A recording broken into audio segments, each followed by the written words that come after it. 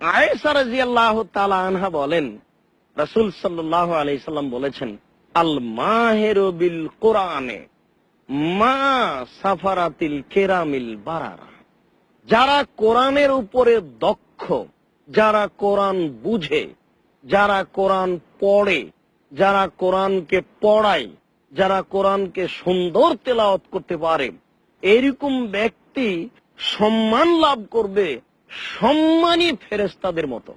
সম্মানী ফেরেশতারা যে মানে থাকবে, যে সম্মান নিয়ে থাকবে, কোরআন মাজিদ যারা খুব সুন্দর করে পড়তে পারে, বুঝে, এরা ওই সম্মানী ফেরেশতাদের মান নিয়ে থাকবে।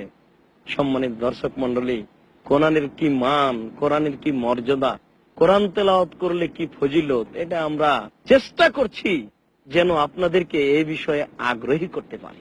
যে কেউ যদি কোরআনকে সুন্দরভাবে পড়তে পারে, কোরআন বুঝে, তাহলে ও সম্মানিত ফেরেশতাগণের সাথে জান্নাতে থাকবে। তারা সব সময় একটা উচ্চ মর্যাদার অধিকারী হবে।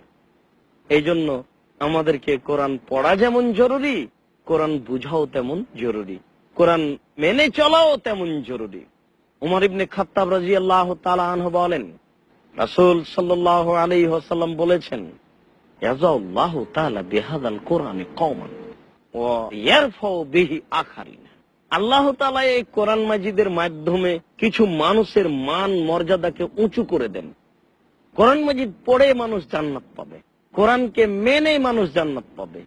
আর এক শ্রেণীর মানুষ এই কোরআনের মাধ্যম দিয়ে সবচেয়ে নিচে চলে যাবে। তাদেরকে কিয়ামতের মাঠে অপমান করা হবে, তাদেরকে কবরে শাস্তি দেওয়া হবে, তাদেরকে জাহান্নামে শাস্তি দেওয়া হবে।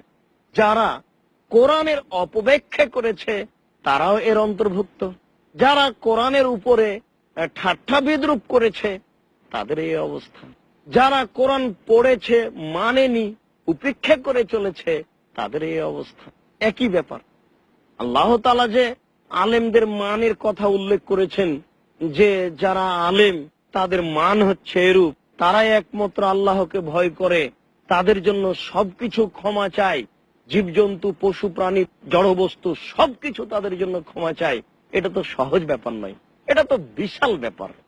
এই জন্য তো আল্লাহর নবী বলছেন যে কোরআন মাজিদের মাধ্যমে এক শ্রেণীর মানুষ উচ্চ মর্যাদা লাভ করবে।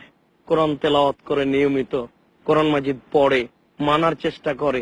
আর এক শ্রেণীর মানুষ কোরআন মাজিদকে মানে না, বা পড়ার চেষ্টা করে না, বা উপহাস করে, বা মূল্যায়ন করে না। এদের তো অধপতন সুনিশ্চিত, তারা তো জাহান্নামে যাবে সুনিশ্চিত। এই জন্য আল্লাহ রাসূল এইভাবে বললেন।